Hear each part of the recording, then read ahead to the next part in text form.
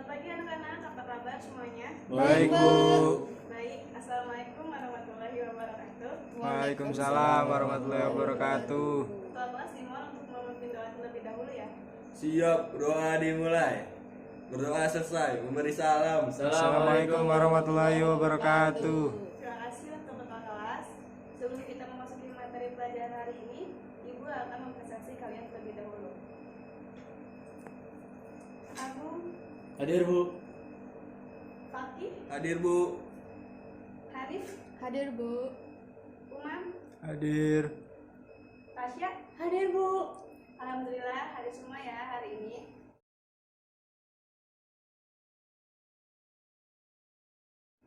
Baik, seperti yang sudah Ibu beritahu pertemuan kemarin, hari ini kita memasuki materi yaitu pasar dalam perekonomian.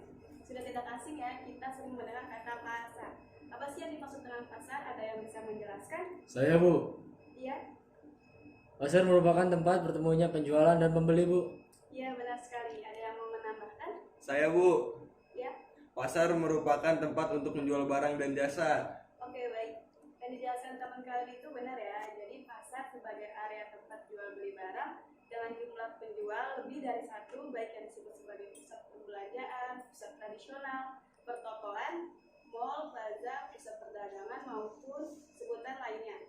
Menurut kajian ilmu ekonomi, pasar adalah suatu tempat atau proses interaksi antara permintaan, bisa disebut dengan pembeli, dan penawaran, bisa disebut dengan penjual, dari suatu barang atau jasa tertentu, sehingga akhirnya dapat menetapkan harga keseimbangan, yaitu dengan harga pasar, dan jumlah yang diperdagangkan. Baik, inti dari pasar dalam perekonomian yaitu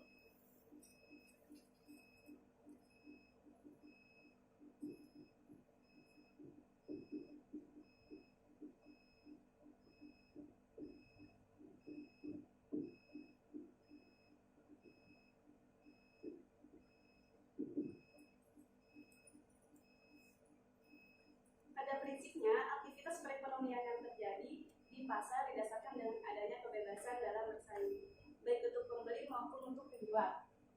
Nah, kebebasan yang dimaksud di sini yaitu penjual mempunyai kebebasan untuk memutuskan barang atau jasa apa saja yang akan diproduksi serta yang akan didistribusikan. Sedangkan bagi pembeli mempunyai kebebasan untuk membeli dan memilih barang atau jasa yang sesuai dengan tingkat daya pembelinya. Jadi seperti itu penjelasan mengenai pasar. Siapa di sini yang belum pernah ke pasar? Semuanya pernah ke pasar, Bu. Sudah semua ya? Oke. Selanjutnya ada peran pasar dalam perekonomian. Pasar diibaratkan sebagai jantung perekonomian karena banyak pihak yang menggantungkan kelangsungan hidupnya dengan kegiatan pasar, sehingga dinamis dan lesunya perekonomian akan tampak dan langsungnya kegiatan di pasar. Peran pasar bagi perekonomian itu dirinci menjadi 4. Yang pertama, ada peran pasar bagi produsen. Yang kedua, ada peran pasar bagi konsumen. Yang ketiga, ada peran pasar bagi pembangunan.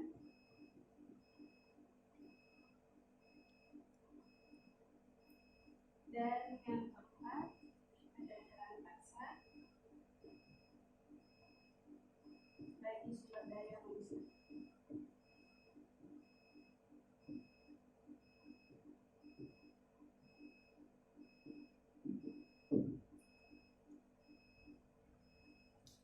Ibu akan menjelaskan secara singkat dari beberapa peran pasar yang Ibu jelaskan tadi.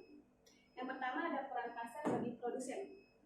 Bagi produsen, pasar berperan membantu memperlancar penjualan hasil produksi sekaligus kesempatan mempromosikan produk yang dijual. Jadi maksudnya, produsen dapat menjelaskan keunggulan produknya untuk meyakinkan konsumen untuk membeli produk yang akan dijual. Yang kedua ada peran pasar bagi konsumen. Bagi konsumen, pasar berperan memudahkan konsumen memperoleh barang dan jasa yang dibutuhkan. Apa yang kita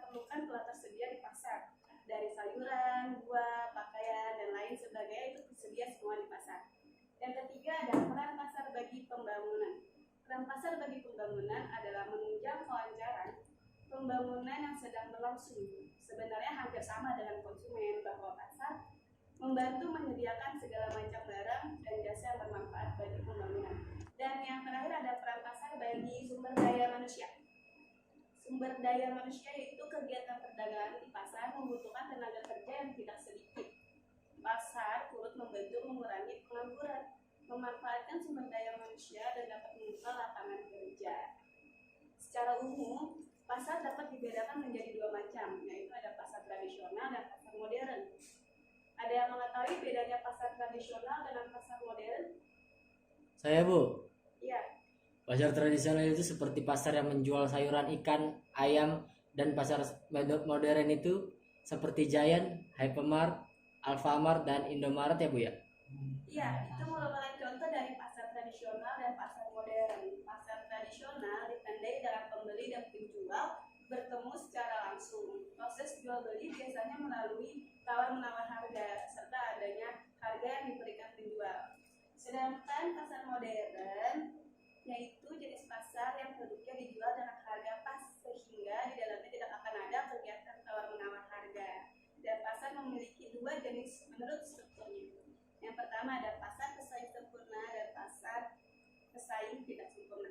Yang pertama, pasar pesaing sempurna merupakan suatu pasar di mana jumlah penjual dan pembeli sangat banyak dan produk yang ditawarkan sejenis.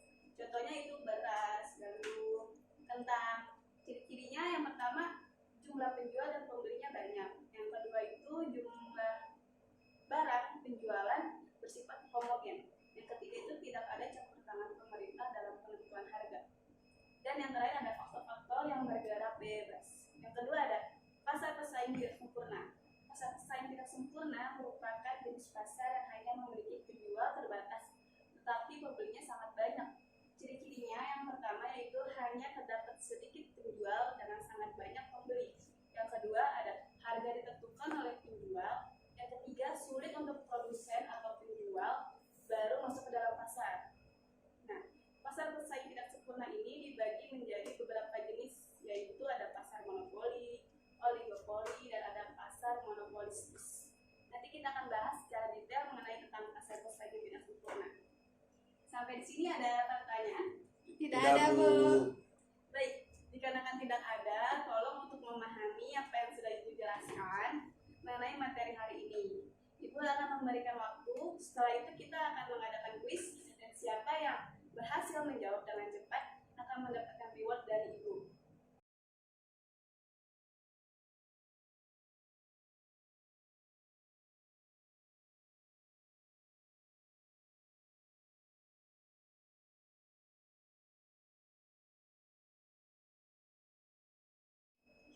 Baik, sekarang kita mulai ya kuisnya. Yang bisa jawab langsung angkat tangan.